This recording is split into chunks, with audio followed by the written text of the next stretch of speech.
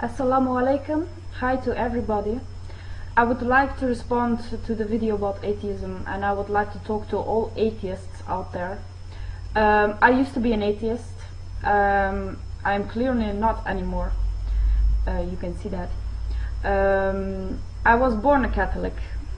When I was around 10-12 years old, I was really religious. I was Christian. I worked in the church. But I had my own idea about religion, about Jesus Christ.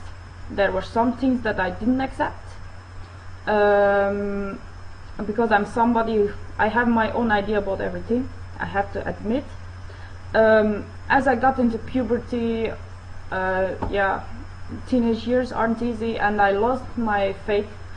I became an atheist. My father is an atheist, my sisters, they're all atheists. So in my family it was kind of natural, just don't believe anything. And also I follow scientific studies. I did so in high school, and I am now studying medicine at university. So everything I read is evolution and everything explained by science. And I used to really believe that I didn't have any questions about the world. Life on Earth, I thought, is all explained about through the Big Bang Theory, about the evolution, as you can say it, about Earth, and also about the evolution of life on this Earth and the diversity we see now as a result of that evolution. So I accepted everything, and I thought I had everything figured out. When I was 19, I met my husband. He is a Muslim, and he's from Turkey. We quickly got married because otherwise we couldn't be together, and I converted to Islam, not because I had to, but because in my earlier years I was always interested in Islam, because I think it is the better form of the Christian faith that I had before. It has all the parts about Christianity that I think is true, and it leaves out the parts that I think were made up later on. So it was the obvious choice for me. But since I was an atheist for such a long time, it still took me 2 or 2.5 years before I really started to believe and really had faith in God Almighty.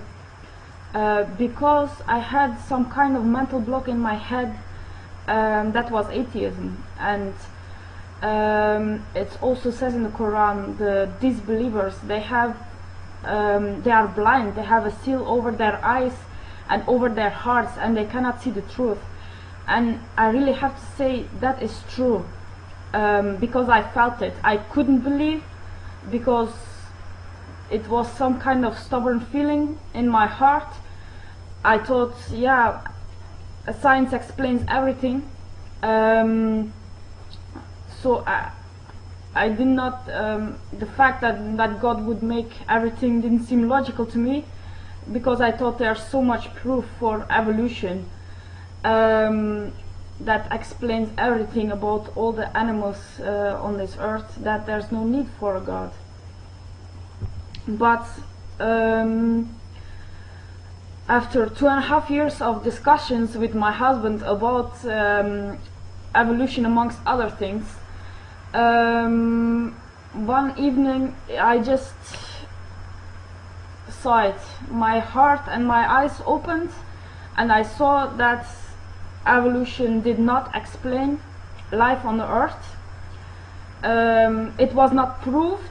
It has never been observed. Only microevolution has been observed. But the one thing that really proves that there must be a God is the simple reason that the beginning of life is definitely not possible through evolution.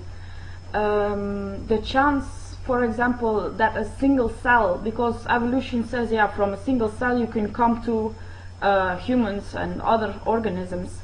But to make one cell, and I study medicine, so I know what a cell does, what a cell looks like, and very, very complicated.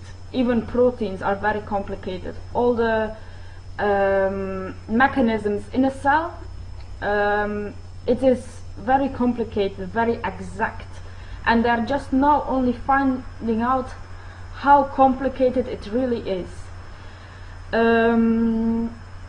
That is why I've read somewhere it can be compared, a cell rising on its own by chance can be compared with a pile of iron and metal parts and a whirlwind going around it for millions and millions of times, and in the end you would get a Boeing 747. I don't think anybody would believe that by chance that wind could assemble a Boeing 747. So I don't think a cell can be assembled by chance as well. So that was the first proof for me that there must be a God, and that was the beginning of my religion. I have also read about many other scientists, especially scientists who study the universe, that after being atheists for 30 or 40 years, that they have to realize, they have to admit there must be a God, because otherwise it cannot be explained. It's just not possible. I am referring amongst others to Einstein. He was a very intelligent man, and he also found out that there must be a God.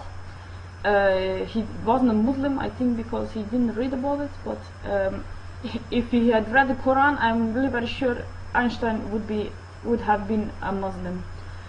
From there on, if you realize there is a God, there has to be a God, because if you really study science, you are going to have to admit that chance is not enough to form all of the things that we see around us in the universe, in life on earth, everything. So that's the first. The second proof for God is the Holy Quran. You can read it on the internet as well in many different translations. And what is the proof of the Holy Quran? There are many things in the Quran that couldn't have been known at that time that it was written. I'm talking about, for example, it says about the universe, it is we. We is a plural form for God, which is a plural of respect, not of more than one. So God is only one, but it says we have created the heaven and the earth, and it is we who are constantly expanding it. This refers to the expanding of the universe getting bigger.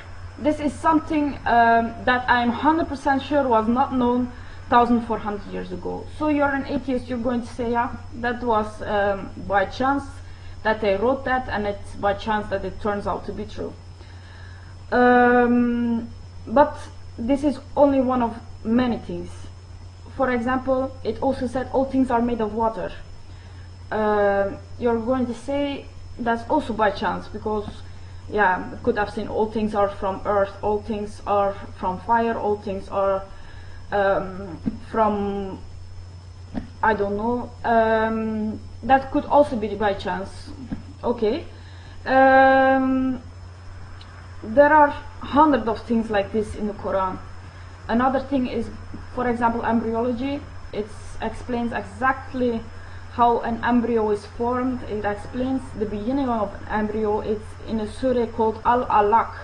Al-Alaq means something that clings, hangs, like a caterpillar hanging on a branch, and that is the beginning of life. Al-Alaq, something that hangs in the uterus. I'm also 100% sure that in that time nobody went into the uterus and checked an embryo, what it looked like. Did it hang, or did it sit, or did it lie down?